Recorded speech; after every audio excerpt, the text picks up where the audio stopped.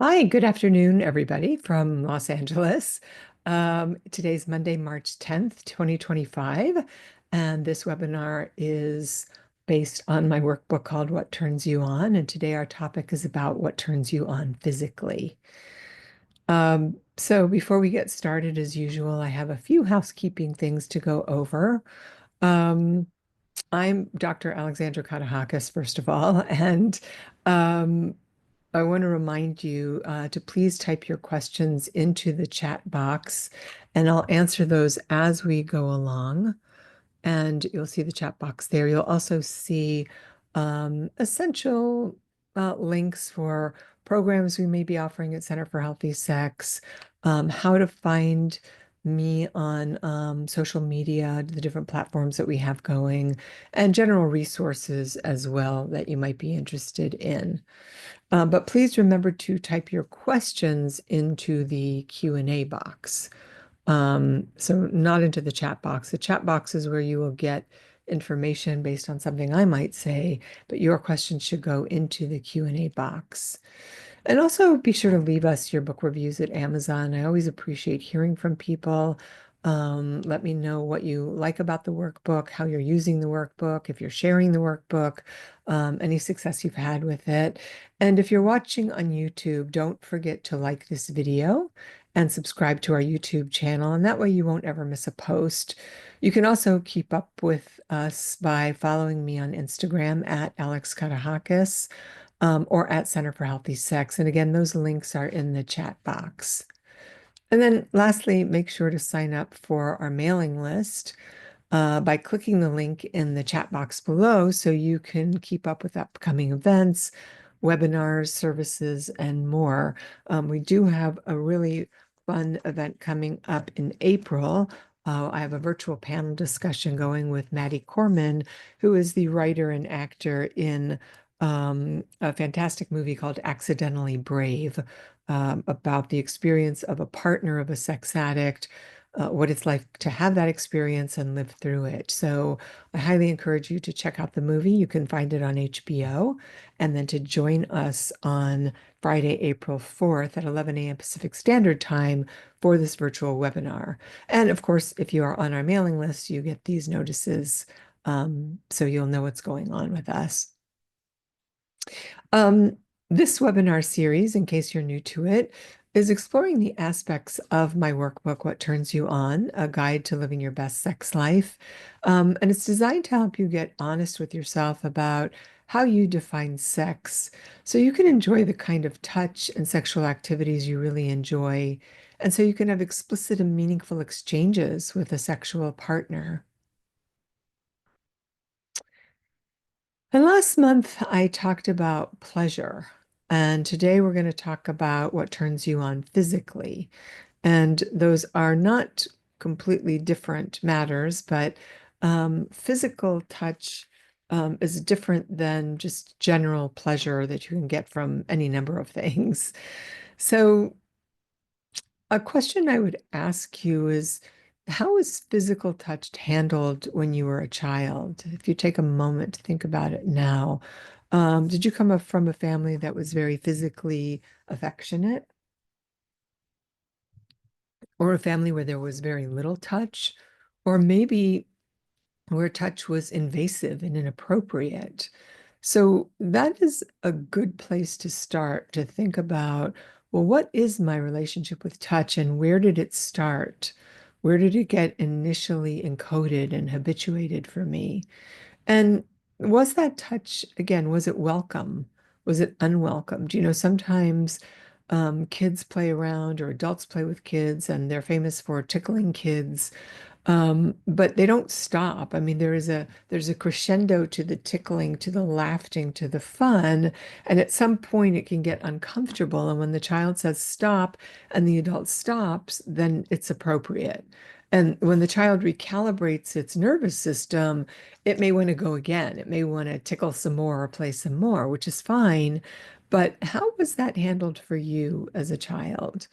And did you grow up with affectionate or cold parents, as I was asking before? And how was touch talked about? And how is touch uh, how has it changed for you as an adult? So, when it was talked about for me and my family was that touch was not something that strangers should be doing to me or my siblings, that my mother was very protective about touch and not letting other people touch our bodies, to let her know if anybody did so.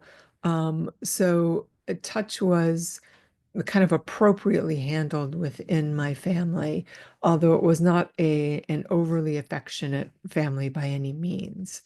So then ask yourself that question, how has touch changed for you as an adult? Do you feel like you carry that kind of coldness or avoidance that you grew up with? Or have you become more touchy-feely yourself as an adult because you didn't get that? Or are you just a touchy, huggy person? And if you are, do you let people know that when you get into a relationship with them or when you meet them?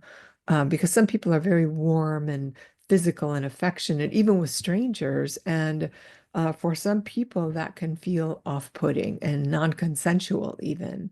So think about the touch dynamics in your childhood and how they play out for you as an adult now.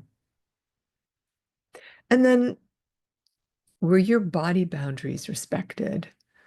Was were the adults in your family allowed to, grab you or grope you or hold on to you whenever they felt like it? Or if you said no, did they abide by that no? In other words, did a parent or family tickle you when you didn't want it, to the point of discomfort that I was asking? Or were you sexually tampered with in any way? If so, how have you repaired those assaults? And are you able to communicate your likes and dislikes to a sexual partner? Because these patterns are profoundly far-reaching. We are, and I've said this probably a million times before, but we are very habituated creatures. Our patterns are laid down, they are habituated, and we play them out over and over again. And so, do you still hold those same patterns or have you changed them over time? Do you like your relationship to touch? Do you wish it was a little bit different? And if so, how would you want it to be different? How would you recalibrate your tolerance for it? And do you know how do you like to be touched by another now? Some people who have, um, well, I don't even want to say, I don't want to like overly generalize this, but let's just say some people like a really light, feathery touch, and other people find that incredibly annoying because they like a really deep touch. And it's sort of like a massage. They often ask you if you want a deep tissue massage. And I always think, well, what other kind of massage would you want? I don't want somebody just stroking my muscles. I want them to dig into my muscles. I want to really feel somebody touching my body and relieving that tension. So we're different in that way. And that's why this question is important. Do you know how you like to be touched? And do you know how to you like to touch another? And sometimes those aren't the same, that your partner may like a very light, feathery touch, and you like a deep touch. And so don't impose what you like on the other person. Get curious about what they like and give them what they want and don't judge it. So here's another example. Some people like food cold. Some people like it room temperature. Some people like it steaming hot. And I remember listening to a radio program many years ago with a food show where they were talking about this. And I thought, oh my gosh, that never occurred to me that everybody doesn't like their food hot the way that I like it.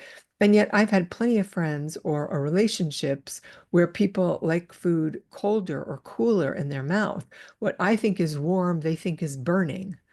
And so to shame that person or try to get them to like it the temperature I like it or vice versa creates a lot of problems. It's not respectful at all that we're calibrated differently. And so likewise with touch, make sure that you can communicate to your partner how you like to be touched. And then don't assume they want to be touched the same way. Ask them, get curious with them about how they do like to be touched. So take a moment to think about what's sexually arousing and pleasurable to you without judgment. And even this question of, what turns you on physically or what is physically arousing is kind of a tricky question because it changes all the time. Or we can get stuck into thinking that what once was arousing to us or that we liked physically, we should like now, but we don't. So there must be something wrong with me.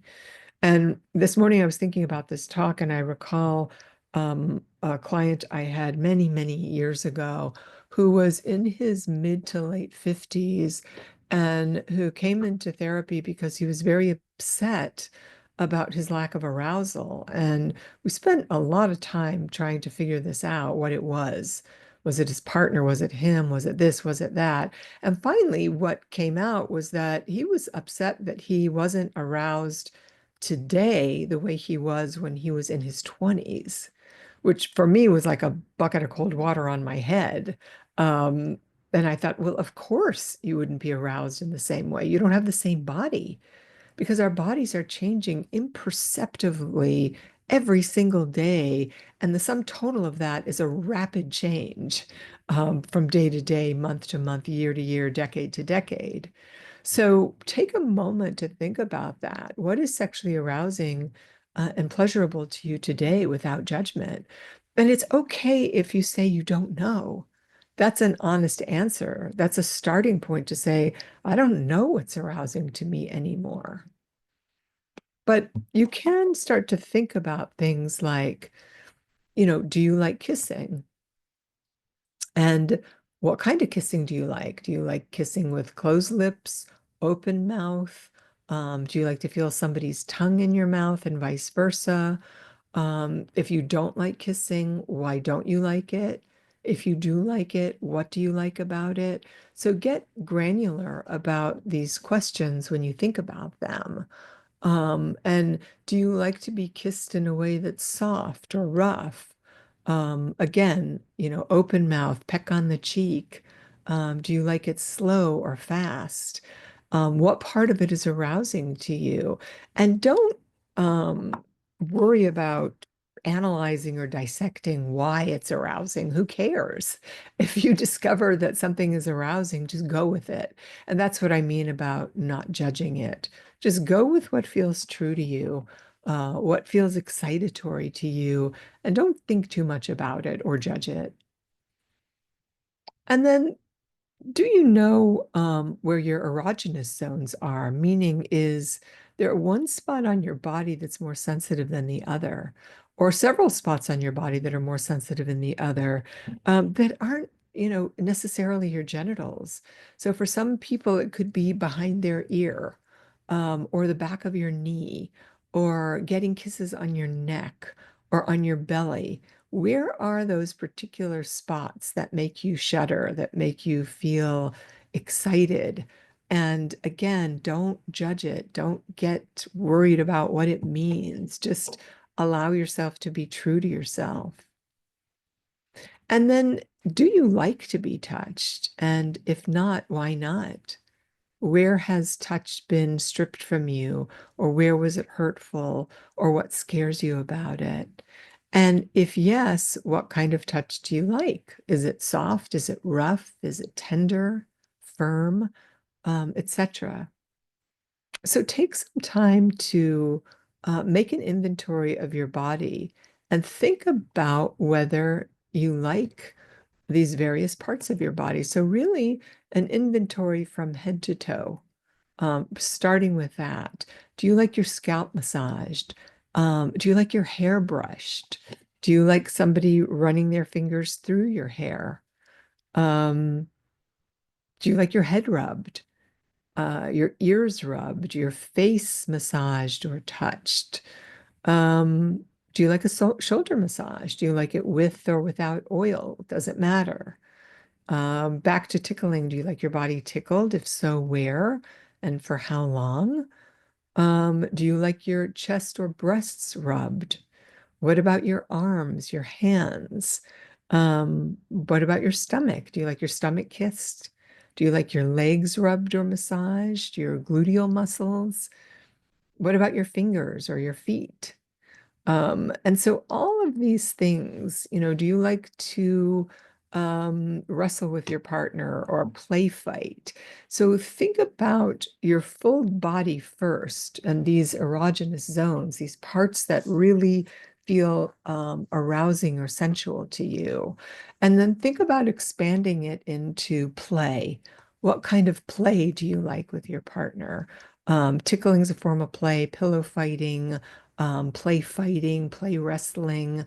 All of those things can be arousing. And I think play is something that gets forgotten about or stripped out of sex and sexuality a lot. We just forget about it. We don't think about it as sex. We think of sex as being all, intense and just intense. And sometimes it can be just really fun and playful. So someone writes here, how can we communicate in the act of sex or lovemaking that we don't like what's happening when in the beginning you did and was into it in a way that doesn't turn off your partner? So that's a really great question because that goes back to consent, that consent is not just a one and done thing. That you can consent to something at the beginning of sex and then you're in the sexual act and all of a sudden it hurts or it hurts your back or you don't like your leg in that position. It's okay to stop. And when you have a partner that you can communicate with and say, look, I think this should be a two-way street for both of us. If something doesn't feel good, um, can we agree that it's okay to stop and readjust or say that's too much or I'm too sensitive now, or I don't like that as much now. Can we do something else? Or can I do something for you now? And not take it so personally, like there's something wrong with me if you're saying now that when we started, you liked that I was massaging your hands, but now your hands are hurting and you don't want me to do it anymore. Instead of me getting offended, like, oh, I can't get anything right for you, which is childish, it's better for me to say, of course, if your body's full, the nervous system gets full, it can only take so much pleasure, then it's time to move on. So that again, I talked about the crescendo of tickling and laughing, and that there is a decrescendo state for the nervous system to recalibrate, to breathe, to reset before we start the tickling again. And I was talking about children specifically, but that's a metaphor for any kind of sexual play. So make sure you talk to your partner about this before sex, all of these things, what you like, what you don't like, so that is a consensual agreement going into it, and that we're also in agreement that we're going to make adjustments because, things shift and change during the course of the process. Um, Let's see. Recovering sex addict here. Hello. In a long-term relationship for 11 years, a healthy sex life, but some things have changed. French kissing doesn't seem as comfortable or common as it used to be. She asked me to leave her breasts alone when she used to enjoy attention there. Always loving and touchy all the time, but my attention to certain parts of her erogenous zone seem to be waning from a few years ago. Advice. Well, my advice would be to ask her what's going on. So talk to me about kissing. What do you like about it? What don't you like about it? What turns you on about it? What is comfortable? What isn't? I remember that we used to really like French kissing, and now it doesn't seem like we do as much. And I'll tell you, I think kissing is the closest, most impersonal thing we can do with somebody because we're literally in each other's face. And sometimes people that are avoidant can't tolerate the close-in senses of breath and taste and smell. And of course, hygiene comes into play here, flossing and brushing teeth and mouthwash and making sure you have good dental hygiene all the way around um, for both parties. So, and then talking to her and asking her about how she feels about her breasts, how she feels about you touching them. It may be that she feels insecure or she's still holding on to some idea that you're comparing her to somebody that you had, seen in pornography or something like that. So, reassuring her about your attraction to her, your feelings about her, her body, is important as well. And then again, what about people who may have experienced sexual violations during childhood and adulthood and don't have a connection with their body? Well, that is going to require, a very slow process. First of all, that person has to want to reconnect with their bodies. And I think the ultimate healing is when sexual abuse survivors take their bodies back from their abusers because their abusers steal their ability to say no, they steal their pleasure from them, they steal their adult sexuality from them. And the vindication is to heal and take back your body from the abuser. And that is no easy feat. Wendy Maltz probably did the most important work on this topic for a long time. She wrote a book called The Sexual Healing Journey. And so I think it's important for people to go on that sexual healing journey with their bodies, to learn to trust their bodies and also to learn to um, communicate to their partners what they need so that it is a dyadic healing that the person who was abused and their partner together go through this um, reclaiming of the sexual body and sexual pleasure. So you can find Wendy's website. Her website is simply healthysex.com. Someone else says another recovering sex addict with 2.5 years sobriety. Congratulations, married 19 years. No rebuilding of sexual touch or deep kissing in marriage yet. Thoughts on self-focused, sensate focus for myself. Thoughts on it leading to self-sexual exploration to learn the things you mentioned on my own in a healing way. Well, I did write a workbook called Sexual Reflections, which is specifically for sex addicts in recovery from sex addiction. So you might want to take a look at that workbook and go through it with your therapist. It's meant to be done with a therapist. It's in the chat box right now. You can find the link to it. And it really has you going through your sexuality, the things in your sex addiction that you did sexually, the things that are healthy for you now, and the things that wouldn't be healthy for you today, so that you can start to get clear about what turns you on, what is erotic for you. So I would recommend that book for recovering sex addicts first. And after you work through that workbook, down the road to work with what turns you on, because that book is not for people in recovery. That's just for the general population. All right, so be mindful again of your judgments as they arise and as you think and write about these areas. It's really important not to judge yourself.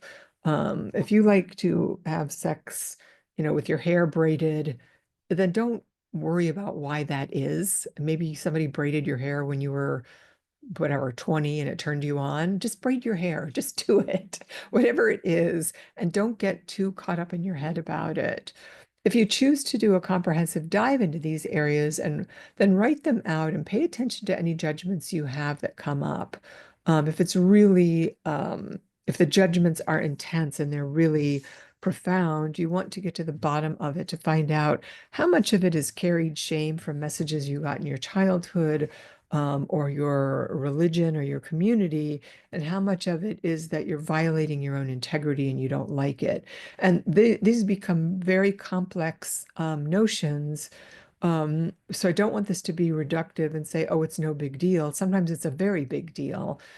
So pay attention. And that's why I think it's important to use a workbook or do some journaling and start to write, to get to the bottom of what's true for you and what's really clear for you. And remember, there are no thought police when it comes to sexual pleasure. These are preferences, they're your preferences, and they're yours alone. And you cannot compare yourself to somebody else's sexuality. It just doesn't work that way. It's like I was talking about food temperature earlier. We're all just calibrated differently. Let's see, there are many opportunities now to learn about how to provide sexual pleasure to oneself and others. Example, oh my God, yes. Some men purchase this thinking they are now sexually competent. Please speak to this. Well, yes, you can think you're sexually competent until you get in front of another human being. And what you think is competence, they may think is odd or doesn't fit their body, or it's not their erotic blueprint, or you are actually quite oafish in what you think is quite fabulous. You don't know because again, it's like buying somebody a gift because you really love this thing. And so you give everybody the same gift that you love, but they're not into it at all. Let's say there's a scented candle that you just love and you give everyone, and you find out that some people can't stand that scent. Other people are allergic to scented candles. Some people don't want to breathe soot because they have asthma. I mean, it's very one-sided and self-centered when you think you know everything about sex and sexuality. You don't know about your partner's body. And part of enjoying sex is learning about their body and what turns them on and what kind of touch they like and how you can give and receive pleasure in this kind of nimble and fluid way, not imposing your ideas on somebody else. Can past trauma, other than sexual trauma, have an effect on what arouses you? Can ancestral trauma be passed down and be influential? I think the answer to that is yes. Absolutely. For so long, I've thought about childhood trauma from infancy, through teenage years. But then there's also bullying that occurs that has nothing to do with a person's family of origin necessarily. And then there's certainly, as we know, intergenerational transmission of trauma. So if you have let's say a grandparent or a great grandparent, a female that was sexually assaulted by her father, let's say, and she's uptight about sex and sexuality, and she has a daughter, and she passes down that uptightness, but that girl doesn't know why. She's just afraid of sex, and sex doesn't feel good for her. She may end up having vaginismus. She's got a reflexive tightening of the vaginal canal because her mother was sexually abused, but she doesn't know anything about that. But the mother was tight around sex. And then that person, works with that or is at least able to tolerate sex. And then she has a daughter. Now we're 3 generations down the road. And that daughter also feels like she's not sure about sex or whether it's okay, or she feels kind of non-sexual in her body because she's got a mother who was generationally handed this abuse. So it's like carried shame, it's carried abuse, and it's both psychological and biological. The body holds that tension also. Um, so that third generation woman might feel like she has a tight pelvic floor and she has a hard time orgasming and she has no idea why. Because these are genetic and epigenetic transferences that take place. So that's why we all have to do our own work to get to the bottom of what's true. And sex and sexuality are at the core of our humanity. It's an essential part of who we are. We cannot cut ourselves off from the waist down and think that life is going to be okay.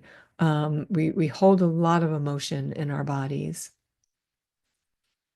And someone else asks, how do you think about differentials in sex drive, preferences, etc.? I love having sex, and my older husband has no interest, and it's been devastating to me. Or what I like, or if I like one thing and he can't stand it, how do you think about this? Thank you for being you. You're welcome. Um, this is a very big topic, and these desire differences, these arousal differences, are one of the most common reasons people come to sex therapy. And there's a famous, now deceased sex therapist I reference often named Dr. David Snarch, who talked about sex as a later in life, in the fifth and sixth and seventh decades of our lives, as being about the development of a self. You said it's no longer about arousal. When you're 20 and you see somebody walking down the street, you can get aroused instantly just because your body is super available and super hormonally driven in that way. And so it's easy to get turned on. But as we age, it's harder because we lose those neural hormones and we need more novelty. And so with older people, we have to ask ourselves the question, why have sex? We're not procreating. We're not feeling as hot as we once did.